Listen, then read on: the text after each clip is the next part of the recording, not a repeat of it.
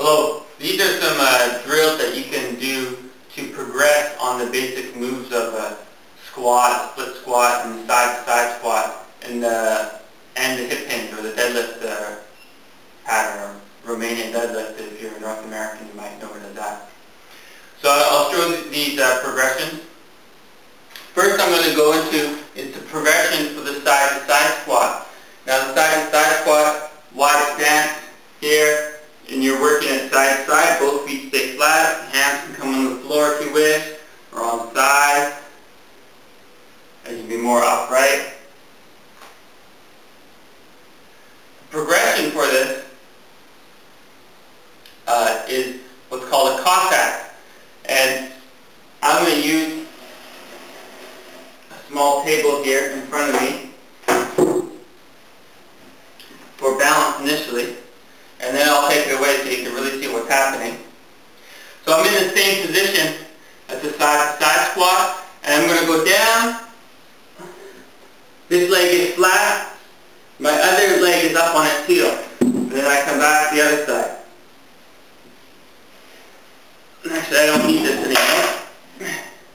I'm filming this in the morning, and I'm traditionally very stiff in the morning, so you can just work it side to side. You can go with a little bit of tempo. If you want to do a little stretch. Lots in the straight leg.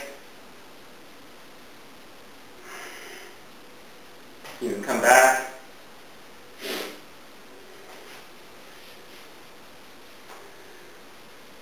And so on. So that's the progression.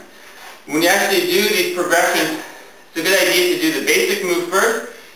Even if it's not very challenging for you, it acts as a warm-up. So you do a set of the side-to-side squat, work out the hips, work out the kinks, then go into the more advanced move. Great thing about a lot of these exercises is you can load them.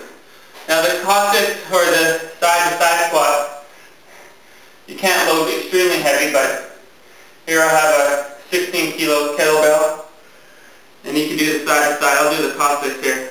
Nice thing about the weight is that it counterbalances you a bit, so you're able to keep your trunk upright more.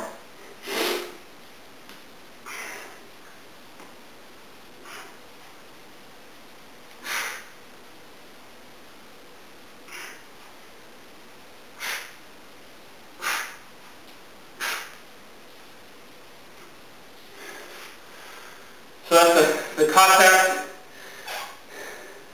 progression for the side-to-side squat. As you can see, I'm breathing a little bit heavy. One of the reasons why I believe these are good to do as part of a warm-up, a dry line warm-up for your water polo practice.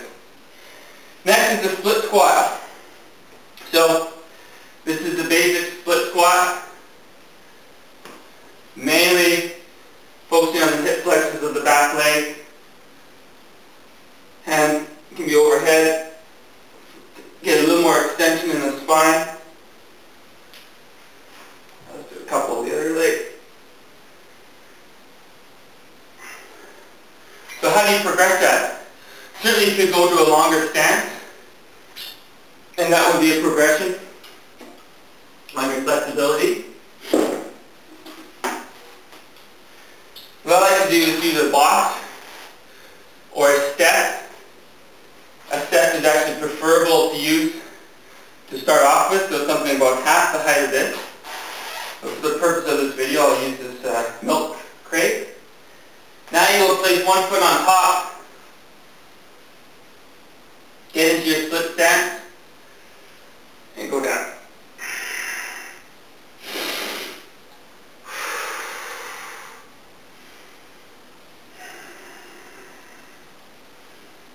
As you can see, there's much greater range of motion available when you elevate your front foot.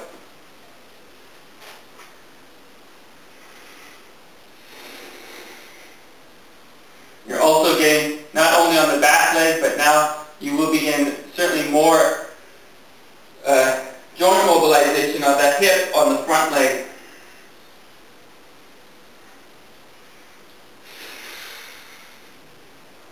seem to be able to go a little bit further on that side. I'll try this side again. You always want to compare both sides when you're doing these unilateral movements.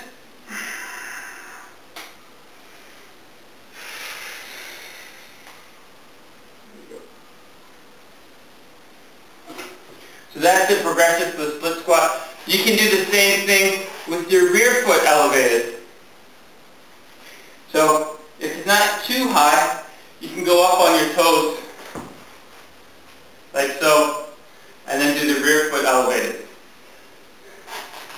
If you go to a higher and higher box, you will eventually need to place your foot flat on top of the box. But if you're using something this height, or just like a step, first step of the stairs, then going up on your toes is good. Next we go into some squatting movements, and most of these exercises are definitely targeting the hips. We're talking about improving your range of motion for egg beater and all the variations of it that you use in water polo. This one will certainly get the hips, but we're going to do an overhead squat, and this will certainly require much more flexibility in the upper mid-back area and in the shoulders. We take the bar overhead, lock the elbows out, set your squat stance, so you should be good at just the regular squat. You've been doing the basic exercises first. Keep that bar straight over your feet the whole time. You may have to adjust your feet as you go down. This is okay, I'm just with a wood pole. If I had many kilos up over my head, I would not want to do this.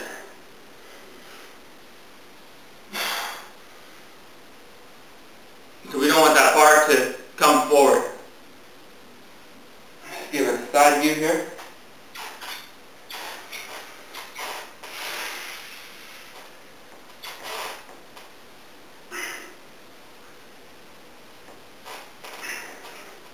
Okay. Another progression, or this is more of a variation on the squat, using the squat for improving your hip flexibility, is to use different foot stance. So everyone will probably have a certain foot width and a little bit of toe out that they'll feel most comfortable with squatting in. And this is fine, but if you want to really target everything in the hips, try sometimes doing squats with your feet straight ahead and closer. Notice I don't go down as much. The purpose of this is to try to target my range of motion. Conversely, you can go out wide. Most important thing on all of these is try to keep the knees tracking with the toes. So we don't want the knees caving in.